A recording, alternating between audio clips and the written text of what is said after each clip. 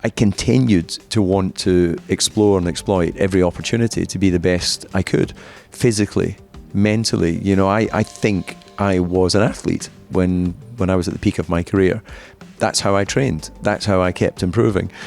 And in the end, the exceptionals, they can make themselves more rounded, more consistent. I just don't think they can make themselves more exceptional. They just are.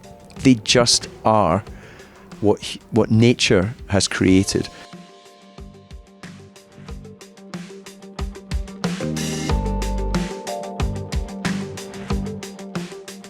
Welcome everybody to F1 Beyond the Grid. My guest this week is multi-Formula One race winner David Coulthard. David, it's great to have you on the show again. How are you? Yeah, I'm good, thanks. Yeah, always a pleasure to spend time with you, Tom. Well, and you, DC. And we're talking at the Red Bull Ring, where we've just witnessed one of the best pole position laps probably ever by Max Verstappen. What was your take on what he did here?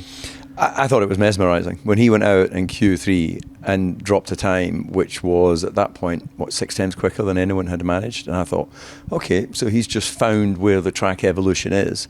And then as the other times were coming in, no one was actually braking into the same seconds, and ultimately they did get a bit closer, but what was it, 4 tenths, 3 tenths, and around a track which would be the equivalent of double that on a normal circuit.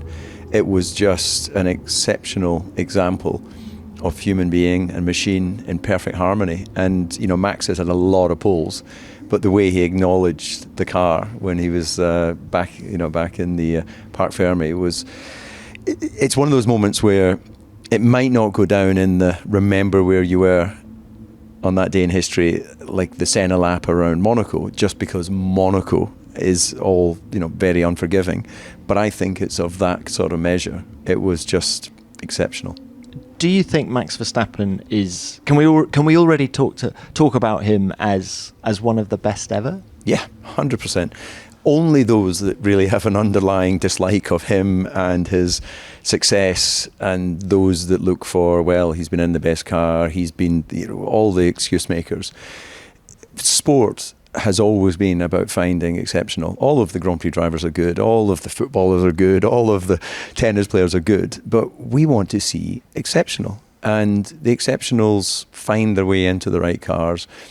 They find their way around the trouble. They're not flawless, of course not. They're human beings, so they make mistakes from time to time. But their excuse book is just very thin. It might only be one piece of paper. Mine was a novel. This is what I wanted to get into with you, was what makes exceptional? What makes the great drivers great? And since you were last on the pod 5 years ago, it's all been about two drivers really, Lewis Hamilton and Max Verstappen. Do you see lots of similarities between those two? Yeah, the thing that brings them together is exceptional speed under pressure, the ability to deliver a lap and qualifying. That makes the rest of the weekend so much easier. And then the other key thing, because there has been drivers who were brilliant qualifiers who couldn't race for whatever reason. You know, I would have thought the difficult thing was being able to drive exceptionally quickly, but they are, in the case of Lewis, in the case of Max, they're just the complete package, aren't they? They can find opportunity, they can create opportunity. They will wheel bang on occasion. Although I have to say, Lewis is I think a slightly less controversial driver on track in terms of sending it and seeing what happens. We had a perfect example of that with Max in the sprint race, where he got overtaken into 3, sent it down the inside to 4, and you're thinking, well, what's going to happen here? But what did happen was he stopped the car, he made the apex, he won back the place. So by controversial, I mean that, you know, he'll create moments where you'll think, oh, what's going to happen just in a moment's time? Is there going to be contact?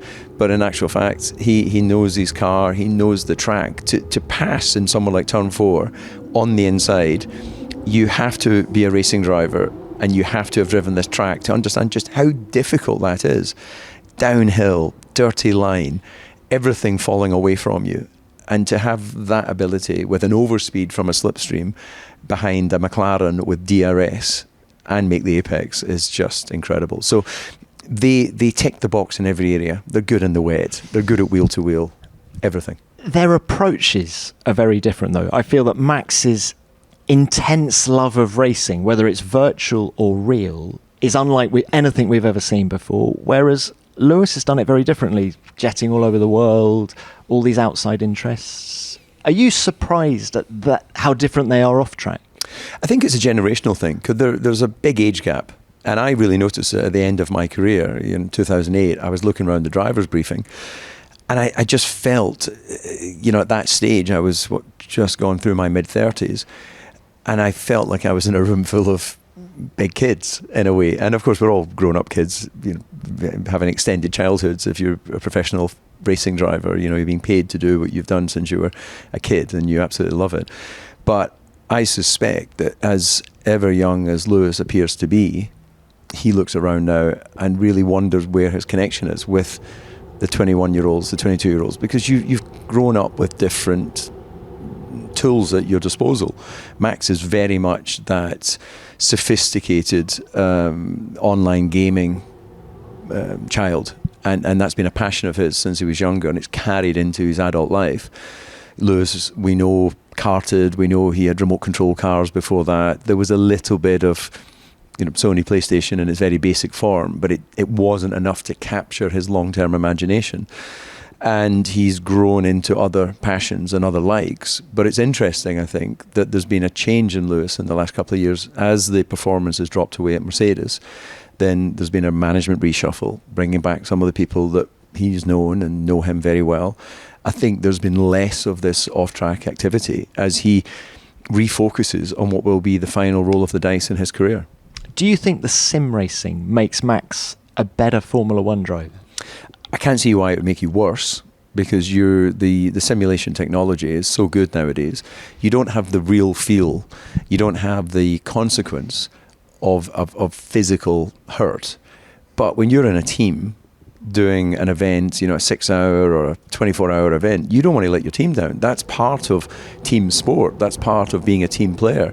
That's why I think sport is so great for any walk of life to have it in the life, especially through the young years, because you learn about success, failure. There's no point pointing the finger at one person who might have had a bad game. If you're a team, you've got to work together to support that person. And it's such a great teacher for life.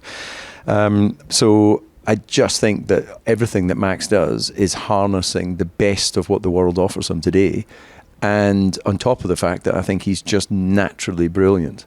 And I think that, in thinking about this potential question ahead of coming to talk to you, what is it that makes the greats of any era great or exceptional? And I don't think they could even tell you. There'll be those that are more confident, who will arrogantly, knowingly look down at you and go, well, do I really need to explain this?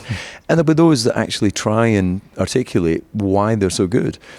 And I've come to the conclusion, it's just nature. It's just the way they're put together, the way their eyes have developed, the way their brain has developed, crucially the brain, because the brain controls the body, but just the ability to send the messages from their brain to the areas that input the car, hands, feet. Maybe they've got shorter receptors that go from the brain to their points of contact. Okay, DC, let's talk about your career, your experiences, because you were teammates to 3 world champions. You worked closely, albeit briefly, with Senna. You worked with Mansell. You worked with Prost as well. Your observations of them, is there something that they all had, they all shared? Very different personalities. Mansell, one of the most naturally talented drivers, very gutsy and physical at a time when the cars were very physical, no power steering and the likes, and brave, absolute belief in himself. But that did make him come across as a little bit prickly, and it did make him err on the line of overconfidence. Another word could be arrogance. And I am a huge fan, and I've got so much respect for all of those drivers. So I say this not to offend anyone who can never see anything but sunshine coming from Nigel's whatnot, but I'm just facing the reality of answering this question. Alain, introvert, a little bit nervous, always biting his fingernails, limited the amount of laps he did on track. One, because he wanted to spend time analysing the data with the engineers, but I actually also think that He understood that every lap was a potential crash, and every crash was a potential injury. So I think that he really was so focused on every lap had to count. And then you had someone like Ayrton, who was a mix of both of those drivers, not as arrogant maybe as a Nigel when he was explaining his success. Absolutely committed, of course, to driving, doing the laps, a belief in himself and a belief that he had this higher power guiding him around the racetrack. But the one thing that united them all, beyond the speed, was their intent and connectivity with the team, the key people that were the drivers of the performance of the car, whether it was the race engineer, whether it was the designer, whether it was a team principal who they would want to lobby to release funds in an area that they felt was lacking relative to their competitors. So they were like conductors in an orchestra, a brilliant orchestra when it's at its very best, and then at a certain point they would turn around and jump in the vehicle and then exploit the performance. This episode is brought to you by Salesforce, a global partner of Formula One. With Salesforce, the #1 AI CRM, Formula One is transforming the fan experience. There's no doubt that watching an F1 car take a corner at nearly 200 miles an hour is exciting. But the real thrill of a race is in the details. From tyre choice to pit stop strategy and the split-second decisions made on every lap. The more you know about the drivers, teams, cars and tracks, the more you love the sport. With a single shared view of every fan and trusted AI from Salesforce, Formula One knows exactly what fans are looking for and can serve up intelligent solutions and meaningful content in a flash. Formula One combines data, AI and CRM on one trusted platform to drive fan engagement and connect with fans in a whole new way. Visit salesforce.com/F1 to learn more about how Formula One wins fans and grows its global fan base with Salesforce. You won 13 races. You took 12 pole positions. When I say 13 races, I would argue 14. Melbourne 98, but we'll come on to that. But how much of what you have just described did you have? This is where I think that these guys don't really know why they're so good, because it's just the way they're made. And I didn't know, despite a lot of science-led research into what it was that meant that I would be pole position and have my teammate and Michael standing beside me on the podium, having won it. And then the next week, struggle to get within a couple of tenths in qualifying.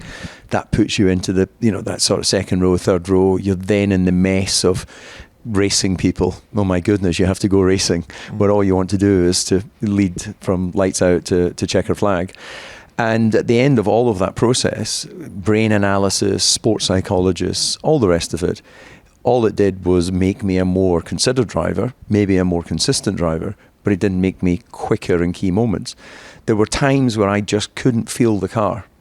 I could physically feel what I needed to do, and I could mechanically brake, turn in, accelerate, and be within a certain period. But when you deliver Grand Prix victories at the highest level, we can all get lucky and get a win or two if you're in a good car.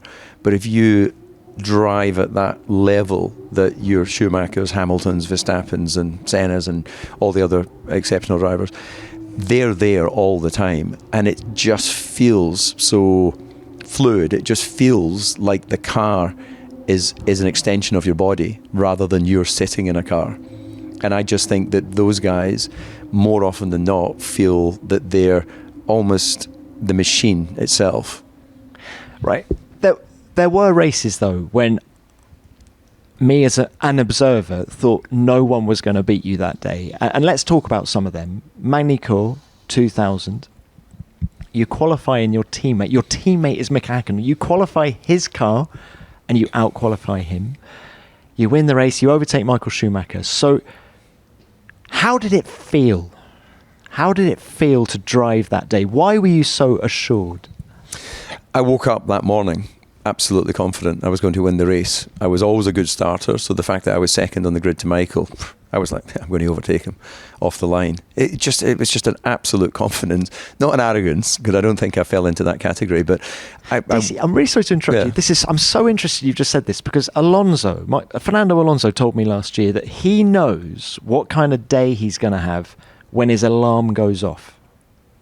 Yeah, I guess. Is that what you're saying? That you knew from the moment you woke up? Yeah, on that day, I suspect Fernando, a two-time world champion, had more of those moments when the alarm went off.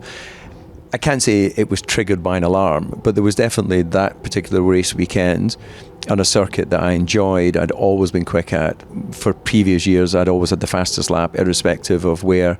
And that had a bit more meaning in those days than today. You can put on a new set of tyres at the end and go a second and a half quicker than anyone. So things like that were gauges of where you were at on a certain track. You know, I had it in Monaco. One year I left my kilt laid out on my bed when I left my apartment because I was convinced I would win the race and I would need it to go to the gala dinner that night. And you're talking about Monaco 2002? Yes, yeah. When you were second on the grid? Yeah. No How problem. could you? Because I was going to outstart. I was going to outstart Montoya. I should have been a pole, but he was just a bit better on the Saturday.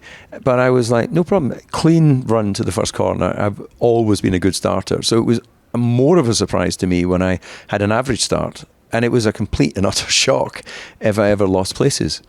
Where there's drivers that you look at their career, brilliant in qualifying, race winners, but average when it comes to race starts. Okay, but back to Magny Cours then. You overtake Michael Schumacher, and we're talking about a period of time in the sport when, you know, Schumacher was the dominant force. I think a lot of drivers, I'm not saying you necessarily, but a lot of drivers were intimidated by him. And yet you went wheel to wheel, you gave him a signal as you went past. Just describe that moment of putting one over Michael. Well, all started at the start, because I got up alongside Michael on the run to the first corner. It was a very short run into what was it was flat out corner in qualifying, and he chopped across the front of me and I had to lift, otherwise there would have been contact.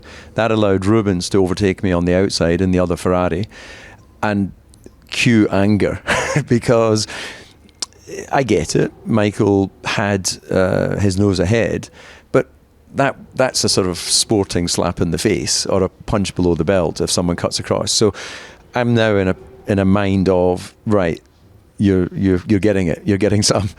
And I was able to work my way back past Rubens, work my way onto the back of Michael. First attempt was not a particularly good one, trying to outbrake him around the outside, and of course he ran me wide when he didn't need to. It was on the exit of the what's called the Melbourne hairpin, and if we'd gone in wheel to wheel and I'd tried to turn in, a bit like turn 3 here in Austria, and he'd locked up and we both had to go wide together, you'd go, okay, that's fair enough. We'd actually gone through the apex and then Michael opened the steering, and it meant that I couldn't turn. So it was another, what I would call sporting low blow. He's got the track position, but I'm now really angry, which is why I gave him the middle finger. I just thought he was so good he'd be able to see all that in his mirror. Of course he couldn't, but it was just this anger and frustration that this was an inconvenience to me winning the race. And then eventually I pass him and I disappear and win the Grand Prix, and it was the end of what it just was a more complicated journey to the inevitable on that day. No one was beating me. And DC, you were very critical of Michael after the race for everything you've just described. Were you genuinely upset? Or was it, you'd moved into second place in the World Championship, I think you were only about 10, 12 points behind him, or were you actually just applying a bit of mind games on him to put a bit of pressure on him? I'm here now. Yeah. At that time, I just remember being genuinely upset. I don't remember very often in my career trying to do anything that was of a mind game. I think what I learned in my career very early on through karting was if you just tell people the truth, if they're predisposed to not believing you, because why would you tell them the truth? It's just easier to tell them the truth and have them not believe you.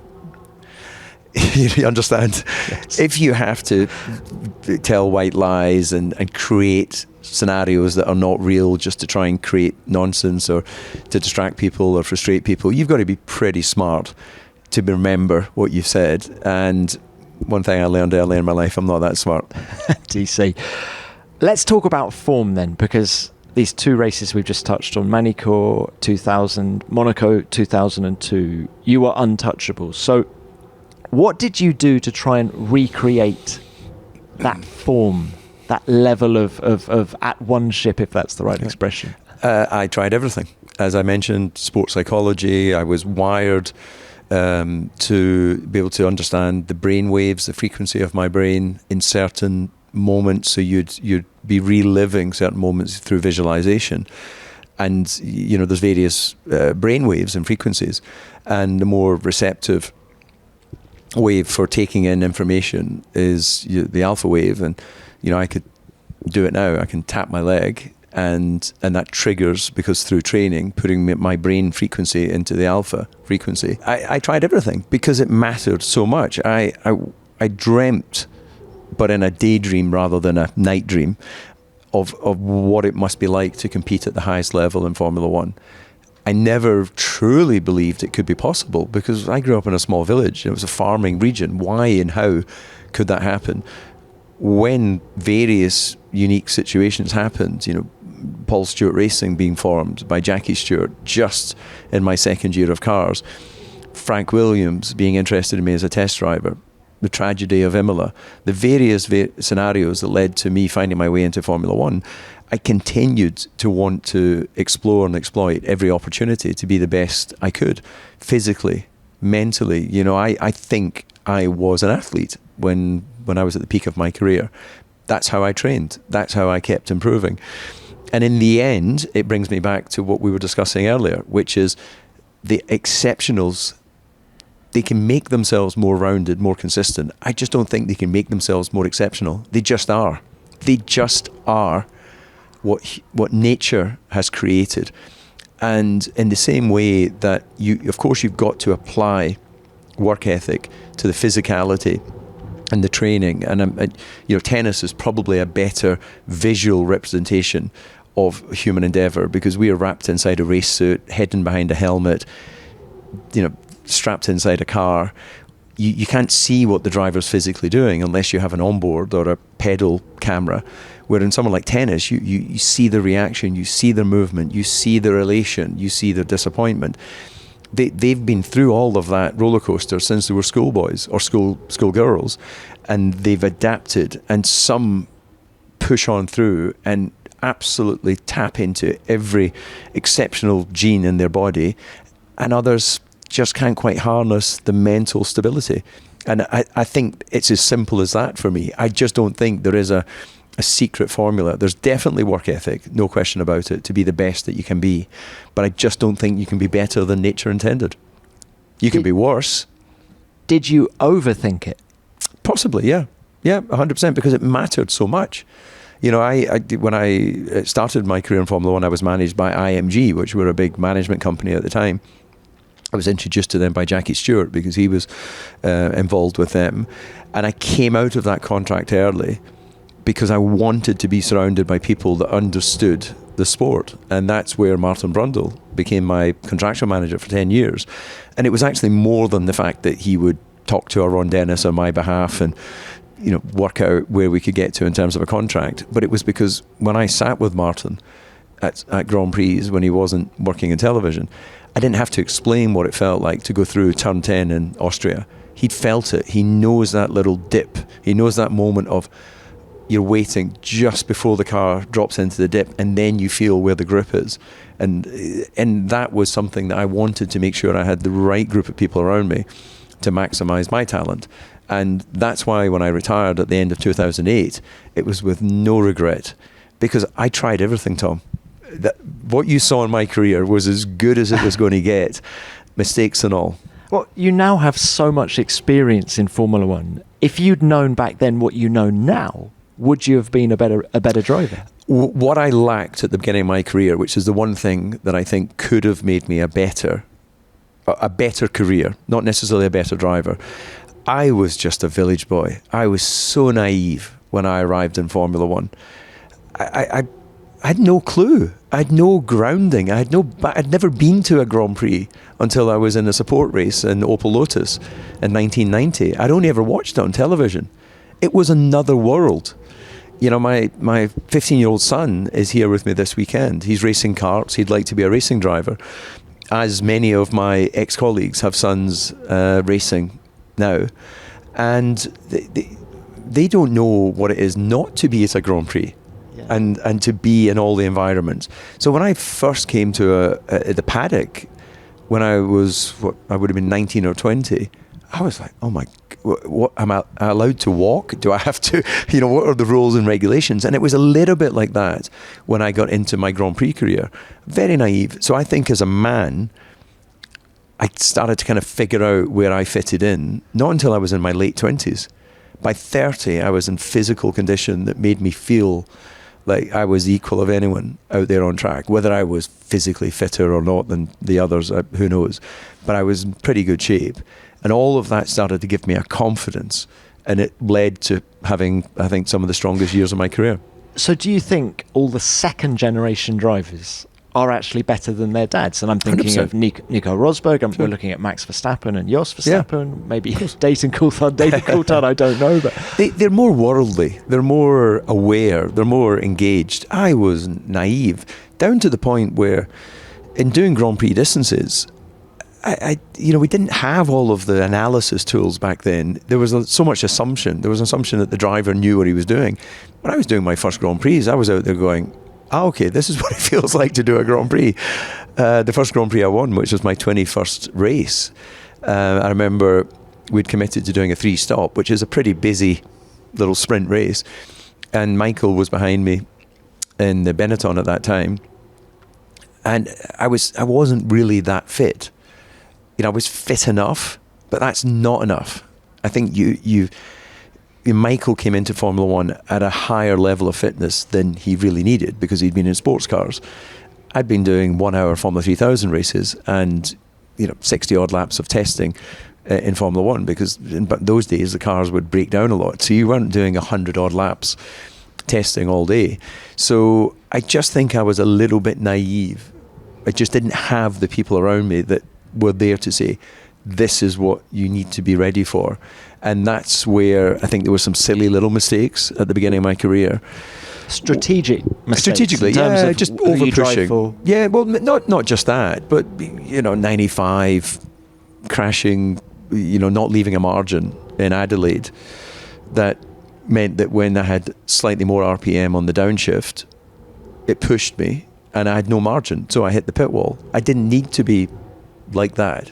I could have just cruised into the pit lane.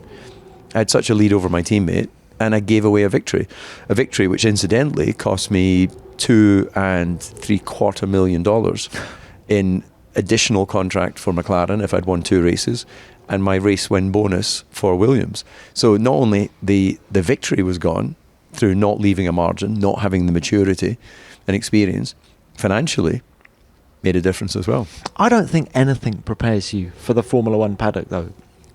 You say you come from a village in Scotland, but nothing prepares you. That's why people stay around it for so long, because it's like a drug, isn't it? You can't get it out of your system because you think nothing in life is going to give you as much satisfaction as what happens in this world that we live. As you know well, just by that statement there, this is a paddock of high achievers. Whether it's media, whether it's catering, whether it's marketing, whether it's the bits that make the car, the designers, the engineers, the strategic element, the mechanics, all of that. Nobody survives in this environment if they don't have work ethic, if they don't have vision, if they don't care. They can come and enjoy it for a while, but either they'll decide they've had their time, or the paddock will decide there's somebody else that's a wee bit more hungry. And it's a rare air environment to live in of people who just get things done. Everyday life is so underwhelming. Deliveries that come between 10 and 3. Hold on a minute, a plane doesn't leave between 10 and 3. A plane, largely speaking, if it says 10 o'clock, it leaves at 10. It's just, everyday life is really geared up to mediocrity. Formula One in its entirety is geared up to exceptional. When you're hiring, it feels amazing to finally close out a job search. But what if you could get rid of the search and just match? Well, you can with Indeed. Indeed is the ultimate matching and hiring platform with over 350 million global monthly visitors, ready to help you streamline your hiring processes and connect with quality candidates fast. According to a recent Indeed survey, 93% of employers agree that Indeed delivers the highest quality matches compared to other job sites. And what's great is that Indeed is constantly learning from your preferences, so the more you use it, the better it gets. If you've ever had to go through the hiring process before, you'll know that it can be a pretty overwhelming and time-consuming task. But Indeed is here to help you ditch the busy work. Forget about filtering through hundreds of applications, mountains of emails, and juggling appointment dates. Indeed matches you with the right people for the job from the start, allowing you to schedule, screen, and message candidates all from one place. I love how simple it makes the process. So whether you're a small business or a big corporation, Indeed has you covered. Join more than 3.5 million businesses worldwide who trust Indeed to hire great talent fast. And listeners of this show will get a $75 sponsored job credit to get your jobs more visibility at Indeed.com/grid. Just go to Indeed.com/grid right now and support our show by saying you heard about Indeed on the podcast. Indeed.com/grid. Terms and conditions apply. Need to hire? You need Indeed. Can we talk a little bit more about the influences on you? And specifically, first of all, McLaren, because looking from the outside in, that era felt like it was Mika Hakkinen's team. You were there for 9 years, of course, and you had a lot of success. But is that how it felt on the inside, that Mika was the man and you were the support act somehow? When I joined the team for 96, I did so leaving a winning Williams team. McLaren had come off a terrible 95. Where I was already signed to them at the end of 94. So I'm watching what they're doing in 95 and thinking, oh my goodness, this does not look good. But at the very first Grand Prix of 96, Ron Dennis walks into the engineering office, and classic setup, you got your data engineer, your race engineer, driver in the middle, Mika opposite me with his data engineer, race engineer. Ron walks in, I instinctively stand up. It's the owner of the team, ready to shake his hand. He walks in, ignores me, hunches down behind Mika and his engineers and goes, what are we doing? And they start talking. And then he goes, what are they doing? And I'm looking over my shoulder. I was they. So right from the very, and I remember, discussing that with Martin at the time, who'd raced for McLaren. And, Ron, I have so much respect for his achievements. He's a divisive character, but I got to see the best of Ron, the stuff behind the scenes. But he was so focused at times. He was so like this. He's not a touchy-feely chap. DC, how that can't have helped your performance? No, it didn't. And look, I was there a long time. Ron had great loyalty to me, and he did so much to try and help when I was having difficult times. And I think the reason why I was there for so long is I had work ethic. I did the testing, I did the marketing, I did what was asked and more. And I wasn't always trying to get out of things. I wanted to be in the car at all the tests. And those days, as you'll remember, we had test teams. We were driving every week. I drove up until 23rd of December. 2nd of January, I was back in the car again, all in Southern Europe where the weather was better. So it was pretty intense. So when the drivers today go, 24 races, it's so much. And they have, 6 days of testing and maybe a couple of on-track running show car filming days. Total mileage, we did much more mileage than they do today. Did you have a subconscious worry that Mika was getting favourable kit? I never thought he was getting better kit. And to that point, the two number one mechanics would choose the engine numbers from a bag. Now, I have to assume those engine numbers were accurate, and then that they actually correlated with the numbers on the actual engines. I never checked. There's a point where you have to trust people. And in those days, we would have a new engine each day. We would have a new engine for qualifying. So engines were incredibly important. And you could have, with the development race, an engine that just had 10 horsepower more, and that made a difference. I had, we had one spare car. I had equal opportunity to have the spare car across the year. It was psychological more than anything. The brain controls the body. And it took me many years with Ron, many meetings of me going, you're supporting Mika more, and he'd be like, no. And you would have that conversation with him? Absolutely, of course. And I explained to him in one of those conversations in his office, I went, Mika, it's like you've got 2 children, twins, and they're both going to run the company for a month.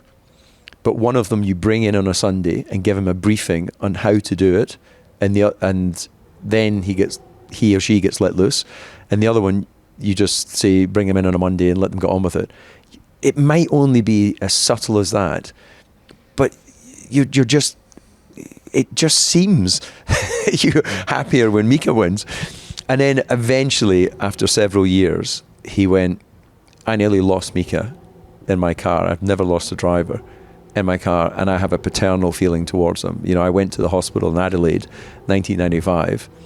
He's connected to various breathing apparatus. He's in a induced coma, and we've got no idea whether we've lost a driver or whether he's coming back.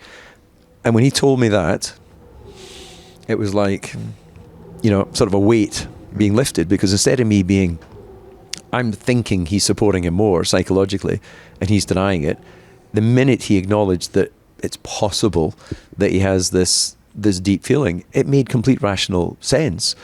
And it then meant, instead of focusing and fixating on the bits I wasn't feeling I was getting, I looked at the bits that I was getting, which was a car, a contract, an opportunity, a frank conversation. It changed everything. And did it help you find peace? I don't know, situations like Melbourne 98, when you had to give up the win, Sure. let Mika back pass. Yeah, Melbourne 98, as much as I didn't enjoy giving away a victory, it was discussed. It had been planned. Whoever got to the first corner would be left to run the race. We had such a car advantage. We lapped everyone until third place, and we weren't driving 100%. Because the car was fragile. We never managed to do a Grand Prix distance ahead of the first Grand Prix. So we went into a race that we'd never done a race distance before. That's how things were back in those days. But why that was something that I could deal with was it was discussed beforehand, and I knew what the team plan was. If you remember Jerez 97, when Jacques slowed down, Ron and Frank had some agreement they hadn't told me about. Maybe they told Mika, I never asked Mika. But I went into that race, and Jack moves over because he thinks, and we were buddies, he thinks he's giving the victory to me, and I'm being told to move over for Mika. And initially I'm on the radio saying, no, why should I move over? And it was Dave Ryan, who was a team manager, who was being told by Ron to tell David to move over. And for several laps, I'm like, no, I'm not moving. And then eventually the message was, you're compromising your position within the team, which that to me sounded very much like, you'll get fired. And so that conversation is being had during while you're driving. Yeah, absolutely. Back in the day, no power steering, big slick tires. There's a lot of capacity. There's a lot of straights. You know, you're not on the straight going, oh my God, how do I keep my foot flat? You know, on the straight, you're pretty relaxed. You've got reflective time. The corners is where it gets quite intense. And Jerez was a little motorbike track. I'm going to come down in defence of David Coulthard, though, about Melbourne 98. And I thought that first corner agreement was to stop you guys going wheel to wheel, taking each other off, and to stop you overtaking on track. Mika pitted, and that's how you took the lead. Sure. That's different in my view. It is, but we hadn't thought of that. We you know, basically the message was coming from his engineer to cool the brakes, which was another way of telling him to slow down, because in those days team orders were not officially allowed, and although our radio systems they weren't monitored in the way they are today, but because Mika, when he had his crash in Adelaide, he fractured his skull from ear to ear. He lost hearing in one of his ears, which is why he's got hearing aids today. And his hearing was not great. And he misheard the message, came into the pits, and they're like, keep going. So bear in mind, it wasn't like I was being left 30 seconds behind. I'm driving to a pace to try and see if we'll get to the end of the Grand Prix. Can you imagine doing lap after lap, driving within the car, going much quicker than anybody else, and thinking, what lap's the car going to stop? Because we'd never done 60 racing laps consecutively. So the mind was very much like, well, we know we have a quick car, but which one of us is going to stop first? And the fact that both cars made it to the checkered flag was actually an amazing surprise to us all. Do you see how different then was the Red Bull experience for you? It is suddenly your team. You're the Mika Hakkinen of that team. Did it get the best out of you when you were at Red Bull, being the loved one, if you like? I think psychologically I was not as fragile by the end of my McLaren career. I did 9 seasons. I grew up. I'd gone from boy to man with that team. I was still a boy when I joined the team. I was so naive. But I left there definitely in a better place. And when I left, and Ron and Martin Whitmarsh had told me in Magny Cours 2003 that they'd signed Montoya for 2005. They told me very early, which was very good of them. They didn't have to, but they did, and it was the kind of respect that had been there, gave me plenty of time, not only to concentrate on finishing off my contract as best I could, but also to try and see what the options were. There weren't a lot of options. Martin went round all of the teams, and in the end, there was just not really anything that was open, and not anyone that was really believing that I could be a driver for them. Jaguar were interested, but interestingly, I remember sitting in my apartment with Martin doing a sort of pros and cons of Jaguar, and at that time I decided I'd rather retire than race for Jaguar. Now Jaguar became Red Bull. I just didn't believe, having met with the senior people there, that they were anything other than just Formula One by numbers, writing reports, flying out to Detroit, presenting what they'd done, coming back. It just didn't seem like the Formula One that I was used to at McLaren, where it didn't matter if it was Ron or it was Mario Ilian who ran high-performance engines. If they sniffed something that could give you performance, it was, let's get it made overnight, let's get it made, let's get it on the car. It was a wonderfully addictive place to be. And the mid-grid teams were operating like mid-grid teams. Red Bull changed everything. Christian came in, I met with Mr. Mateschitz. There was a real feeling of belief that this was pretty much not a blank canvas, because there was a team there already, but what needed to be changed would be changed. What needed to be invested in would be invested in. And everything that Mr. Mateschitz empowered Christian and Helmut and all of the other senior people to do, and what he looked me in the eye and told me, turned out to be the case. And it was the old-fashioned handshake, which is a wonderful place to live. And were you more than a driver? Yeah, absolutely. I was the entrepreneur in you coming out, right? The experience of what it was to operate at a high level in the Formula One team. I was a mature Grand Prix driver by the time I joined.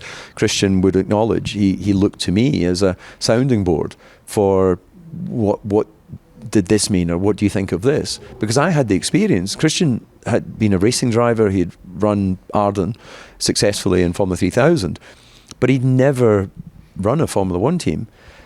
But together, and with the other key people that retained, we set about being empowered to effect change. And when you've got an owner that is absolutely committed to laying the foundations of future success, right from those early conversations, Mr. Mateschitz, I asked him, what's your goal with this team? This is before I've signed.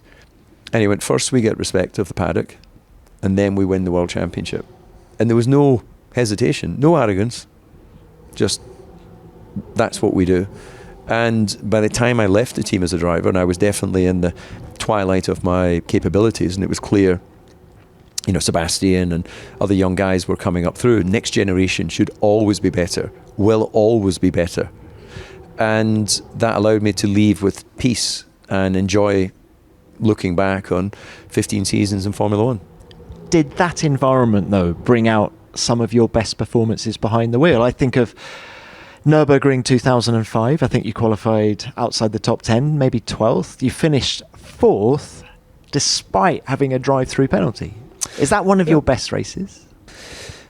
I'll be frank, I actually don't really remember the emotion of that race. I can remember the result, but I don't remember where my mind was at that time. We're not talking Magny Cours 2000, no, Monaco 02? No, because my mind was very much about the bigger picture. When we went to the first race in 2005 in Melbourne, I finished 4th. And the team, therefore, had outscored what Jaguar had done the previous year. Christian came to me and hugged me in a way that I'd never been hugged by a man before. And I'm thinking, it's 4th. Because my mind was winner. That's where my mind was. 4th was you're not even on the podium. But what that represented to the team at that time was brilliant. What a brilliant start. We had, the Bridgestone Michelin battle, which enabled you at certain times to outperform your competitors, depending on how the tyres were working. So everything. I was going to Salzburg for meetings with Dietrich. I was in the debriefs on a Monday at the factory with all the engineers. I'd never put that amount of time and effort in when I was at McLaren. It wasn't a lack of effort. It just, McLaren was such a well-oiled machine. It would have been an inconvenience to them if I'd turned up at the debrief on Monday. It would have been an inconvenience to me because Monday night I'm flying to the next test track and I'm on track Tuesday, Wednesday, Thursday. So the motivation must have been different because you're no longer going to win the World Championship. Yep. It's all about respectability. Is that a difficult step for a driver to take? It wasn't for me because I already had the maturity to understand I'd had some pretty good opportunities. If you get one car that gives you a crack at winning Grand Prix in your career, that's already good. If you've had multiple cars, I had the Williams, I had the McLaren, so I was already in a good place in my mind in terms of that journey. But I was just all in committed to effecting change at Red Bull, and I totally believed that we could. I've always believed in the power of people. It's not the name above the door. If it was, Ferrari would win everything. It's the most powerful, emotional name in racing, in automotive, but it doesn't win everything because you've got to have the people aligned, wanting to work together. And that was the obvious thing when I joined Red Bull in the beginning. There was a lot of people there that were very talented, but they were individual groups that went, well, I've done my job. It's the other side that's letting us down. Hold on, that doesn't work. Everybody is at the level of the performance of the car. So even if electronics are flawless, you can't go, well, I'll check it, go home at 6 o'clock, I've done my job. What do we do in electronics to support the area that we don't think's at 100%? How do we get the team better? And the mindset of a winning team is something that comes from leadership. Learning a new language can be a great way to open the door to more opportunities in life. Opportunities to make new friends, sharpen your skills, connect with other communities, or maybe finally take the leap and work in a different country. Let go of whatever's been holding you back from learning a new language in the past and let Babbel help you change your future. Babbel is language learning made for the real world with lessons built to help you start and engage in real-life dialogues. No more costly tutors at a set time week in, week out. With Babbel, you can learn on your own time, at your own pace, in as little as 10 minutes a day. There are 14 different languages to choose from, including French, Spanish, Italian, and German, and it's available as an app or online so you can make your language learning goals part of your daily routine. And your progress will be synced across all your devices, leaving you to pick up right where you left off. You'll receive personalized learning content based on your individual skill level, goals to keep you motivated, and there are so many different fun ways to learn. Choose between lessons, podcasts, games, and much, much more. Right now, Babbel is offering our listeners 6 months free with a purchase of a 6-month subscription. Choose between one and all available languages. Go to babbel.com/BTG for more information on the offer. That's Babbel, BABBEL.com/BTG to pay for 6 months and learn for a whole year. Valid for a limited time only. Babbel, language learning that works. DC, I think there are a lot of parallels between your experience of leaving McLaren and going to Red Bull and what Carlos Sainz is going through today. He's leaving Ferrari, a team where he's won races, and he's sort of been forced to go to a team where he's going to probably not win races in year one, and it's all about building for the future. Is there any advice you can give Carlos about the step he's about to make? In modern Formula One, I would definitely, with his talent and his age and everything, I would go for performance. I would go for whatever car next year I believe is going to give me performance on track. I would not think about 2026 because nobody knows. Whatever the rumours are, rumours that Mercedes have the best engine, rumours that Red Bull have a problem, all of these things. I saw a quote from Christian this weekend going, well, the guy that's leaving to go to Ferrari must have seen, so all of that is nobody truly knows until the car goes out on the track. Because if they truly knew, then at the highest level, all of those teams would be delivering the same car in terms of performance because they all got the same regulations. So would the 2004 spec Coulthard have taken a 1-year deal? Yeah. The following year in search of performance? If I'd had a 1-year opportunity in a team that was winning Grand Prix or looking like they were on the cusp of that, 100%, because you go there and assert yourself, deliver, they'll want to keep you. Now, I know you could say, well, Carlos was doing a good job. He was winning Grand Prix, and they didn't want to keep him. The problem he had is that a 7-time world champion wanted to go to Ferrari, and that was just too good a marketing story, first of all, because the only marketing that Ferrari do is motor racing. You'll never see a TV advert, you'll never see a magazine advertisement. They only advertise through motorsport. And already Ferrari got a boost out of that. Their share price got a boost when Hamilton signed. So I think for Carlos, you've got to go for performance. Look at Valtteri. He was winning Grand Prix, not being embarrassed alongside Lewis, went to Sauber, and he's been a bit anonymous since then. Not because he's forgotten how to drive, but the car just doesn't allow you to show yourself. When you're making that decision to go to a new team, can one person be the deciding factor? So in your case, going to Red Bull, was it Matisic's ambition that made you go? 100%. One person. One person. And the key person, the person that had to write the check.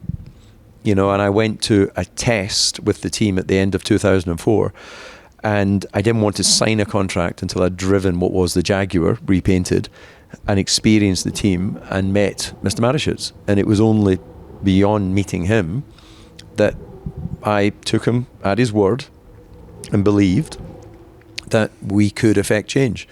If he'd said, well, look, that's the budget, let's go motor racing, I probably would have stopped.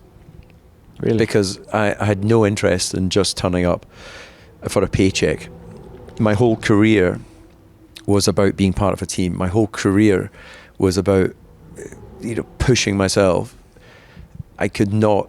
That's why you retire from things. That's why relationships come to an end. When you no longer are willing and able to give 100%, the relationship's done. It doesn't matter if it's a sporting relationship. It doesn't matter if it's a marriage. It doesn't matter a friendship. When you just don't sense that either you're committed to it or the other person isn't, then you're not maximising. So fast forward to the end of 2008.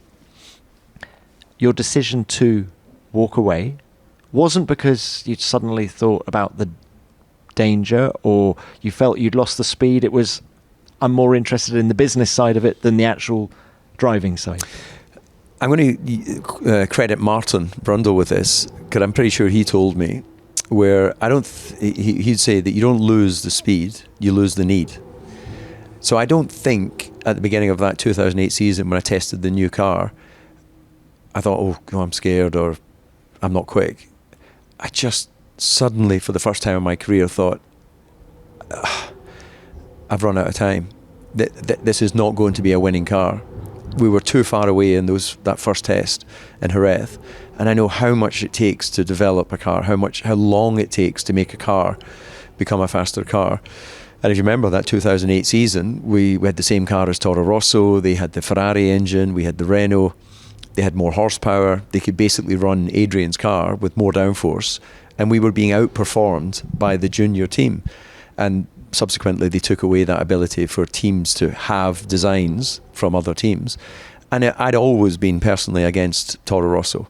I remember saying to Dietrich, it's difficult enough to win with one team.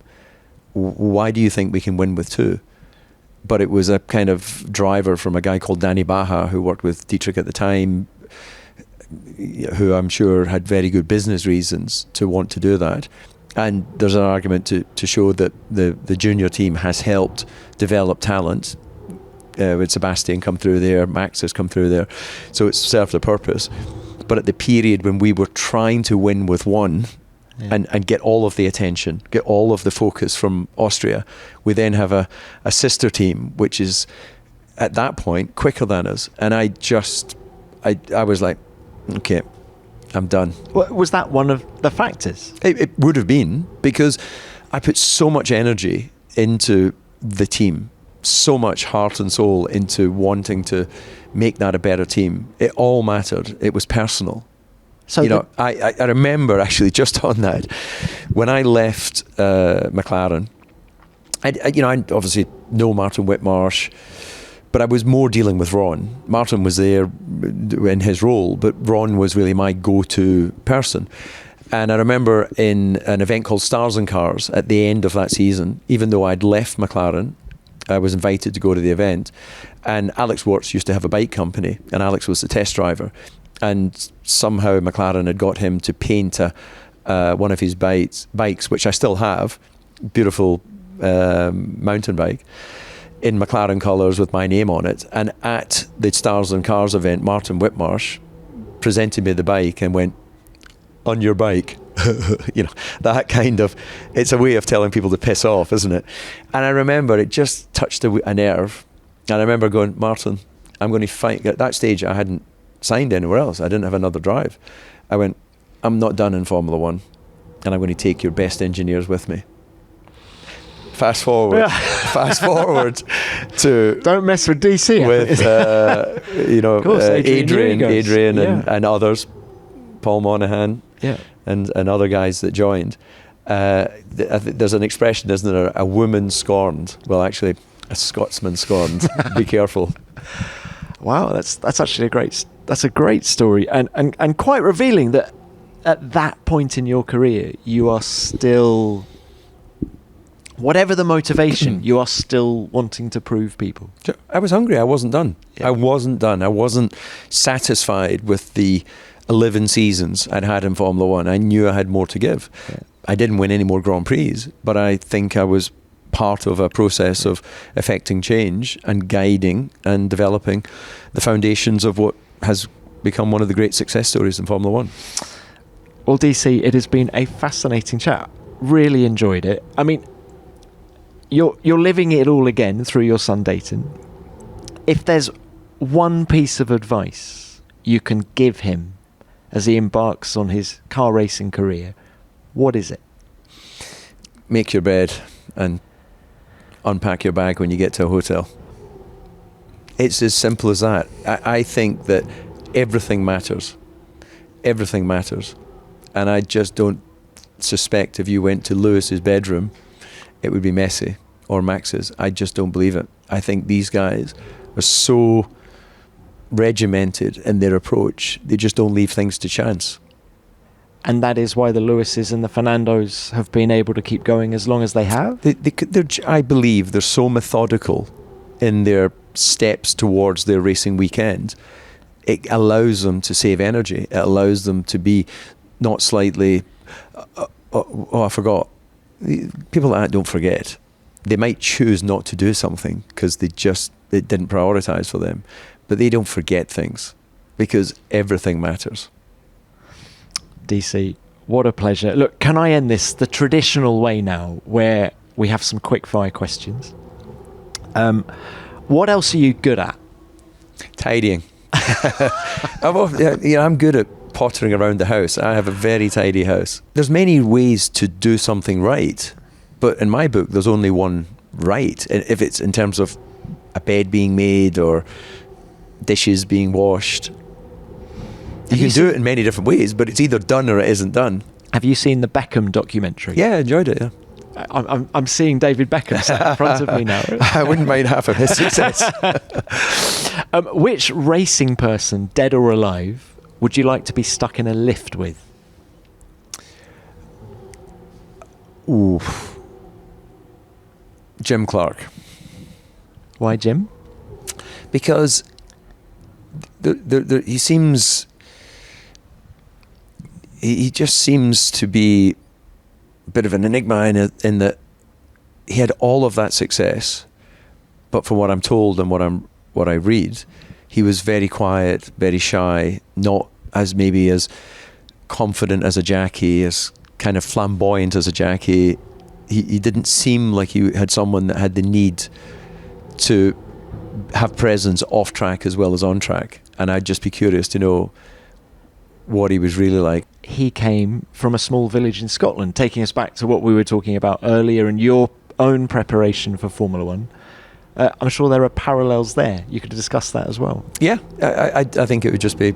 There's been so many incredible guys through the decades of motor racing. I was lucky enough to spend time with Sir Stirling. I never got the chance to meet Graham Hill. You know, Damon, I think, is one of the great underrated champions of Formula One, that era. 20-something victories. winning in Suzuka in the wet against Michael was Senna-esque, and very short period in Formula One, and had to overcome a lot of adversity. So I think it would have been pretty interesting to meet his dad. Who would play you in a film? Oh, I've never thought of that. Quite like Michelle Pfeiffer. Or does it have to be a man? I've got no idea. James Allison replied saying, an anteater.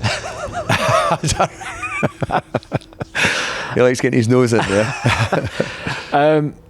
Who is the coolest person in your contacts? The coolest person in my contacts? My girlfriend, Sigrid. And final one, if you had your own podcast, which I know you do, so, but let's wind the clock back. If it was like this, who would be your first guest? Oh God, Tom, you're so good at this, because this is why my first. I guess I'm just. You can see the country boy in me. I'm just so not pushing the boundaries of opportunity. Is it a motor racing podcast? Could be anyone. It could be anything. Could be. I really enjoy, let's say, politicians, world leaders. I would love to be able to spend time with influential public faces and try and understand what the hell makes them tick and what makes them want to be a public facing, symbol of hope and abuse. It just seems like a thankless task. And what makes people want to be in that position? You know, is it a calling? Is it an ego? Is it power? All of the above, probably. DC, what a pleasure. Thank you very much. Thank you.